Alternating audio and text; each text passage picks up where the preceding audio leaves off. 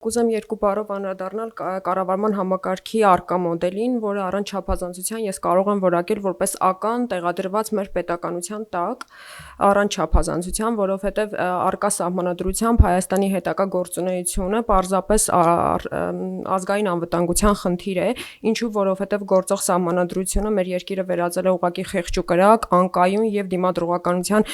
այսպես տարերից զերծ մի համակարգի, քանի որ սահմանադրությունը Նիկոլ Փաշինյանի կատարմամբ վերածվեց այսպես անձնիշխան ավտոկրատիզմի, պետությունը վերածեց անձնիշխան ավտոկրատիզմի, որտեղ որոշումների կայացման գործընթացը չափազանց արգելակված է, չափազանց դանդաղեցված է, որտեղ կուսակցական համակարգերի չկայացվածության պարագայում ցանկացած կուսակցություն, առավել եւս իշխող կուսակցությունը, դարձել է կամակատար վարչապետի ձեռքին, այսինքն կատարում է բացառապես վերջինիս քաղաքական կամքը, քաղաքական կամքի կամակատարն է դարձել, եւ բացի այդ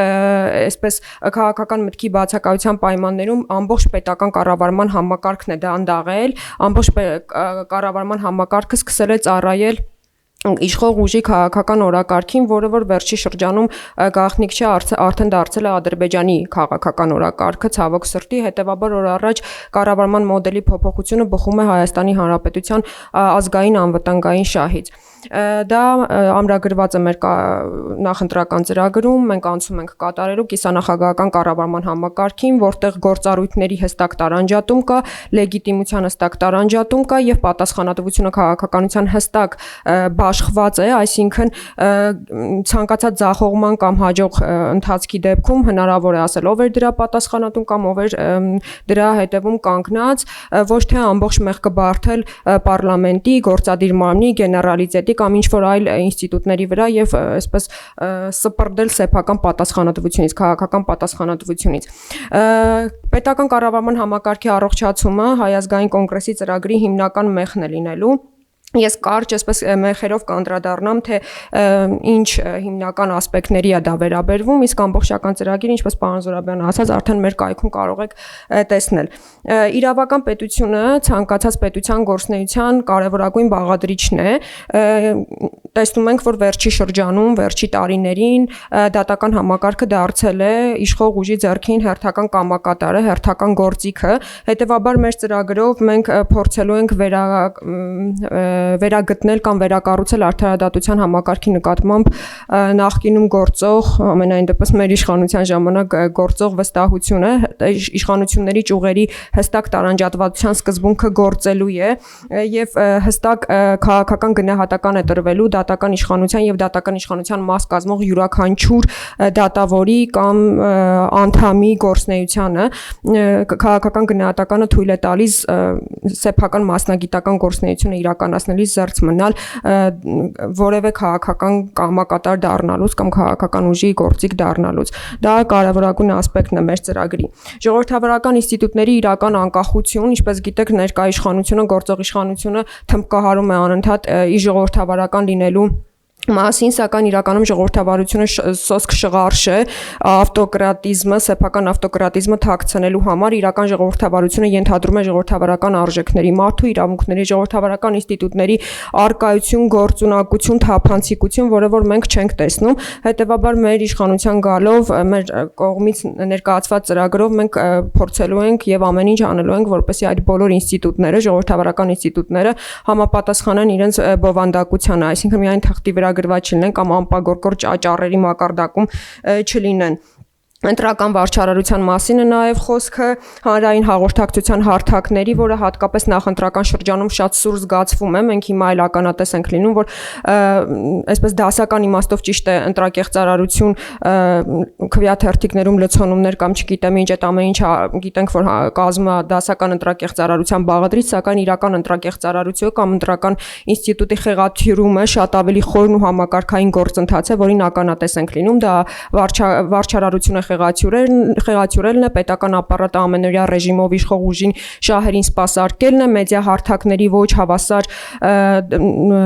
մրցակցության ապահովումն է, նաև ինչ-ինչ ուժային կենտրոնների կողմից այսպես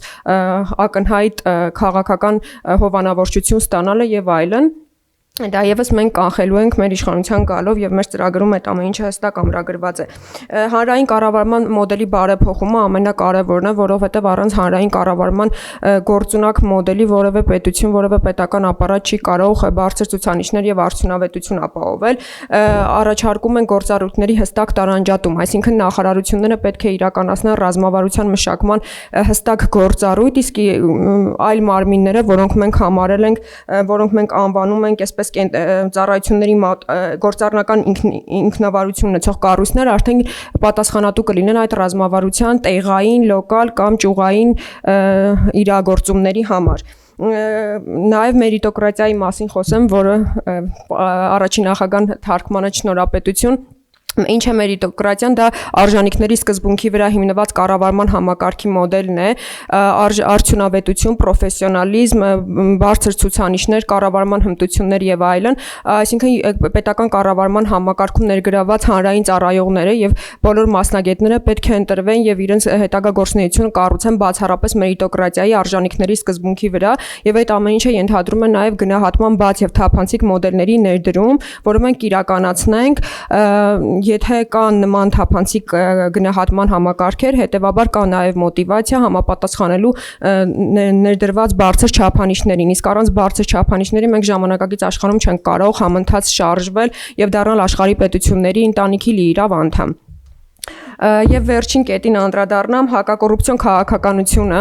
այս իշխանության խաղաքարտերից մեկն էլ այն է, որ իրենք թմկահարում են ամենօրյա ռեժիմով, որ իբր հակակոռուպցիոն մեծ ռազմավարություն են իրականացրել, կոռուպցիոն ռիսկերը նվազեցվել է իրենց իշխանության օրոք, սակայն դա եւս իրենց հերթական այսպես բովանդակազուրկ հայտարարությունն է,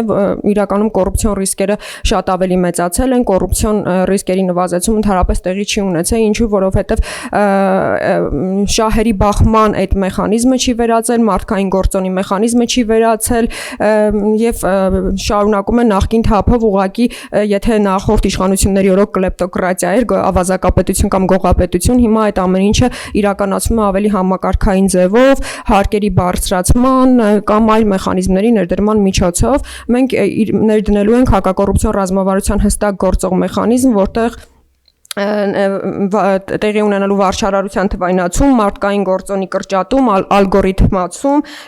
որտեղ նվազագույնի է հասցվելու քաղաքացու եւ որոշում կայացնողի միջև ամենօրյա շփում, այսինքն շահերի բախումն էլ ինքնստինքյան հասցվելու է նվազագույն մակարդակի։